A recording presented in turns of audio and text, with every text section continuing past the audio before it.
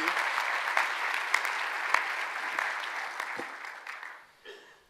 President Underwood,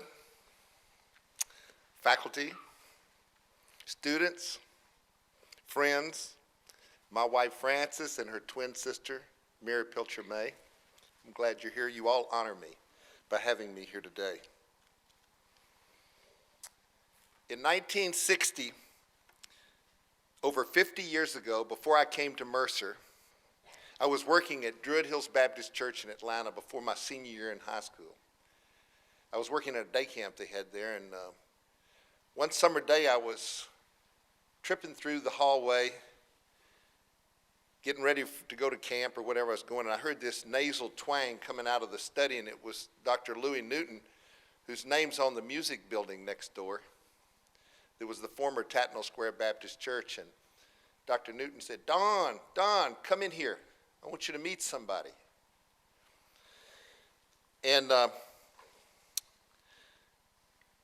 it was there I met Martin Luther King Jr. and his father. They were standing there with Dr. Newton. They shook hands with me. Martin Luther King Jr. had a kind, gentle way. I looked straight into his eyes. He was 31, and I was 17. He had just moved to Atlanta from Montgomery, Alabama, and came to meet Louis Newton, the famous minister. It was ironic to me that day that Martin Luther King and his father were at a church that didn't allow blacks to worship in the auditorium, that had colored and white bathroom and water fountain signs. Martin Luther King at 31 was to be assassinated 7.5 years later. It was before his march on Washington. He had been arrested and jailed 5 times in Alabama. His home had been bombed twice. He had received death threats almost daily. He was the victim of a near-fatal stabbing, and he had been battered by the storms of persecution. As I looked into his eyes that day, I really don't remember what he said, but his presence spoke louder than words that day to me. 3 years later, in the spring of 1963, at the end of my sophomore year, I was just like many of the students here. I was sitting in this room. The speaker was a Mercer graduate and a missionary in Africa. I heard words from 30-year-old Harris Mobley that day that influenced my life. He said, I would not ask any of you to go to the African or the Asian mission field. You are in one here. Just go across the hall. You can be a missionary right here in Macon, Georgia, at Mercer University. Then he said, how can we preach the gospel of Jesus Christ and keep the black man out of our churches, schools, stores, and restaurants? 2 months after I listened to Harris Mobley, the Board of Trustees at Mercer and President Rufus Harris decided to admit Sam Oney to Mercer, the only university to accept him, sponsored by Harris Mobley. Sam Oney became the first black in Mercer's history. Dean Joe Hendricks, a great friend of mine and a wonderful person, and the assistant admissions director, Dan Bradley, came and asked me to room with this new student from Africa. And I have to admit what I said. I said, no. I said, I am too busy. It would be very controversial and inconvenient. Some students would not like me. I have to study and play basketball. Get someone else. So that week I thought I'd dodged a bullet. The next week, Dan Bradley came back to me and he said, Don, no one will room with Sam. What can we do? My meeting with Martin Luther King Jr. 3 years before flashed in my memory. Harris Mobley's words echoed in my mind, your commission to preach the gospel is not in Asia or Africa, but to go across the hall. I said, I will do it. Here am I. Send me across the hall.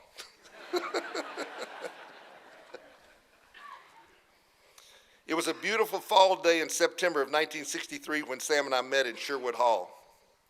When he arrived, Sam had the clothes on his back, a suitcase only one half full, no money, and a Bible. He had an English accent, he spoke 6 languages, and he had perfect manners. We went that first day to eat in Connell Student Center. We got our food and sat down at a table in the middle of the room. No one sat at the tables all the way around us, and no one sat at our table. I, for the first time in my life, knew what it was like to be a minority, a black, or a Samoni. Before we left the dining hall, however, my friend Oliver Snow bounced across the Connell Student Center cafeteria and joined us and became a friend to Sam. That afternoon, Dr. Clifford Forrester, the pastor of the Tatnall Square Baptist Church, paid us a visit. Tatnall Square, for the students to know, is where the Newton Music Building is. The year before, I'd been the student speaker at the church. Dr. Forrester said to us, "Sam, you're not welcome at the church, and if you try to come, you will be arrested." Right then, I knew again, as I had when I was eating with Sam, what it was like to be black and Sam in 1963. I personally was so badly hurt by Dr. Forrester's words that I decided not to be a minister. That evening, Dr. Walter Moore called me and invited Sam to Vineville Baptist Church, where Dr. Moore, the minister, thought Sam might be welcome. The next morning, on Saturday, Sam and I pooled all of our resources, which was about $25, and went to Thorpe's Menswear on Cherry Street. I remember that day very clearly because as we walked down the street, I was very scared that some Ku Klux Klan member might drive by and shoot at us. Then I was worried that we wouldn't be allowed in the store, or if we got in the store, we wouldn't be served. I knew at that time what it was like to be black in 1963 and trying to shop in Macon, Georgia. When we got to the store, I looked in the store window. I walked down, I looked in the window, and I saw Ted Musial, a classmate of mine, a friend, and a fraternity man at Mercer.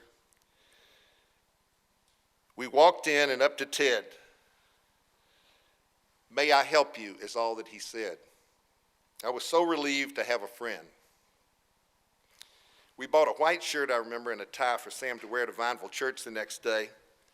Sam, by a narrow margin, was voted into Vineville Church and became the first black member of the Southern Baptist Convention in Georgia and possibly all of the Southern Baptist Convention. On the way home, I asked Sam, I said, "Sam, why do you think I got so many more votes than you did to get in the church?" Sam looked at me without batting an eye and he said, "Maybe because you're taller."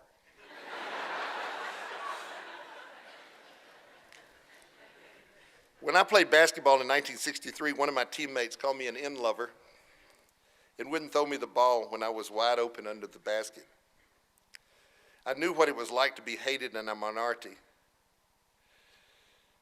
When I told Sam what he had said and what had been done to me, he just made it a joke. And all these years later, I still see it as a joke.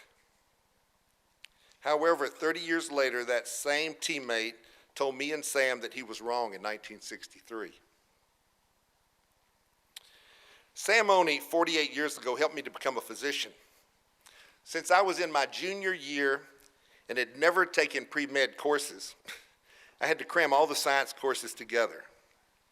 When I got back to the dorm room late at night after basketball practice or a game such as we had yesterday, and I could just imagine myself going down to have a little food after the game, going to my room. He never complained about me leaving the light on after he had gone to bed. He encouraged me when I thought physics, chemistry, and biology was too hard that I was taking at the same time. And I wanted to quit. He told me, just hang in there. If he could do what he had done, I could do that. Looking back, the very hard fall and winter of 1963 was the most difficult academic year of my life. By making the grades, my destiny was set when I was accepted into the Medical College of Georgia.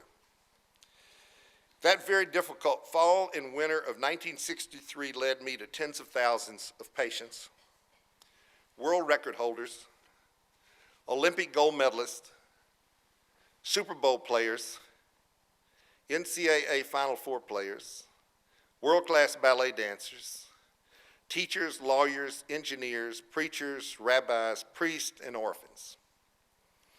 But it was only through treating the least of these patients with care did I learn the techniques to treat the greatest. All the patients had to have the same precise care. This I learned at Mercer in 1963. One of the patients I treated in 1982 was a young, unknown Brazilian runner. He was 19 and attended the University of Oregon on a track scholarship. He was 6'2", slim, and had a 9-foot stride when he ran the 800-meter run. But on the final turn of the 2 laps, he had a vague pain in the top of his outer foot, and his foot would give way. The doctor in Eugene, Oregon, was not sure what to do or what was the problem. He was sent to a specialist in San Francisco. The specialist there examined the runner and wasn't sure what the problem was. Finally, knowing that I had an interest in running injuries and ballet interests, he was sent to me in Houston by the specialist in San Francisco. So what does a doctor who loves sports, loves basketball, played basketball at Mercer do? I got this runner and I said, let's go to the track. I want to see you run. And I really wanted to see him run, to see how good he really was, because I knew he was good. He went out to the track and I went out with him, and he ran 2 effortless 54-second quarters. I mean, absolutely just easy. He sat on the grass by the track, and I remember the day, and he pointed to a vague area on the top of his foot. And I looked at him and I said, I can't help you. I can't make you faster. I mean, you seem to be perfect the way you are. And he said, no. He said, you must help me. He said, I can run much faster than this. Please fix my foot. He spoke in broken English. You see, he came from Brazil. He hadn't learned much English. And the other thing about it is he didn't have any money. So I guess the right thing to do, someone who could do that much, didn't have any money, couldn't hardly communicate, the best thing to do is send him back to Oregon, wasn't it? I looked down and I said, well, he had total faith in me that I could help him. So when I asked him who will pay for this surgery, all he said was Coca-Cola of Brazil. And I said, you cannot go to the hospital and take that payment promise. You can't go over there and tell them Coca-Cola is going to pay for your hospital bill. But just as Sam Oney came to Mercer in 1963, Joaquin Cruz had no money, a hurt foot, and a fading chance of reaching his dream. The next day, I sent my credit card to the hospital, as I learned to do at Mercer in 1963. At surgery, I'll tell you what I did, and you won't understand some of this, but I'm going to tell you what I did. I cut a small incision. I put a local anesthetic in. I made a small incision. I went down through the skin, the subcutaneous tissues, and I got to the retinacular ligament, this little ligament like a band on the top of your foot. I cut a little of that retinacular ligament, and I carefully retracted the extensor to the big toe. And I looked down, and there was this little perineural fat around this nerve, the deep perineal nerve. And I carefully retracted it out, took my big finger, my index finger, and I felt in there, and there was this sharp little edge of bone. And all I did was take a little chisel, and I just tapped that little bone out. And so he goes back to Oregon, and about 17 months later, I hear he's coming to Houston to run in the NCAAs. So Francis knows this story, and I went over to the University of Houston where the NCAAs were being held, and I didn't have a ticket. It was sold out, so I stood behind this fence. There was this fence toward the finish line of the 800 meter, and I was looking through the fence like a kid going to see an event where he doesn't have a ticket. And this Joaquin Cruz went around there and won the 800 meter for the NCAAs. And when he got through past the finish line, he had his hands on his knees, breathing really hard. And he looked up, and all the reporters were around him and photographers and everything. And he looked over there and saw me, and he ran through them and came over and he said in broken English, "My foot, it's okay." But I'll go one step further. In the summer, that was in May, later in the summer, the Olympics were being held. So I went to Los Angeles, and I was sitting with 100,000 people in the Los Angeles stadium. And I had some binoculars. I remember I was pretty far up, but I had some binoculars. And the 800 meters was about to start. And Joaquin Cruz was going to start running for Brazil. And the gun went off, and those 9-foot strides took off. He was in last place. He was following Coe and Ovett, the former world record holders in that event. And he's taking these long strides in last place, goes around the first turn in 49 seconds. And then as he gets to the last turn, I had these binoculars, and I remember my hands started shaking and trembling when I realized how great he really was. Because he passed everyone and won the gold medal. Sam, I'm sure Joaquin Cruz was glad we left the light on. And he was glad that Sam told me, you can take physics and chemistry and biology. He won Brazil's only gold medal of the 1984 Olympics. And after his surgery, sure enough, Coca-Cola Brazil sent all his payment for his bill.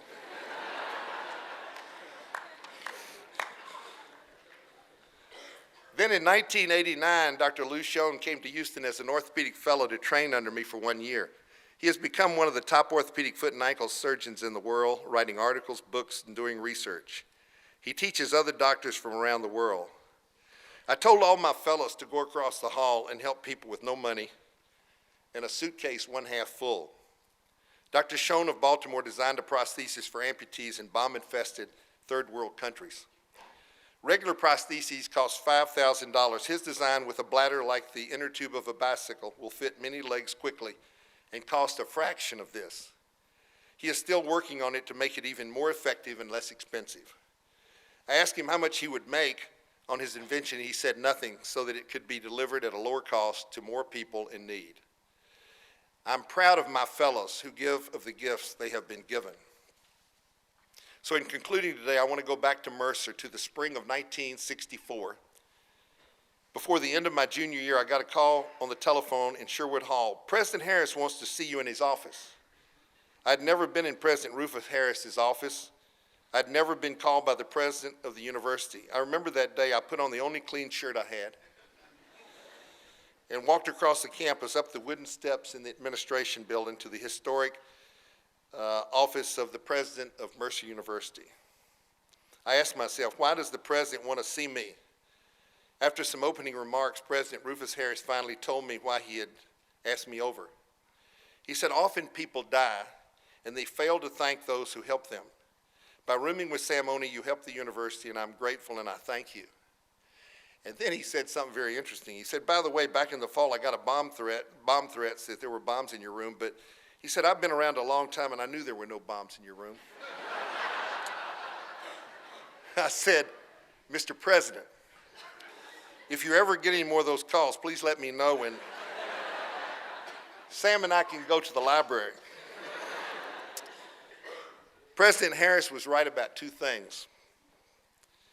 There were no bombs in our room, as there had been in churches in Americus, Georgia, and Birmingham, Alabama in 1963.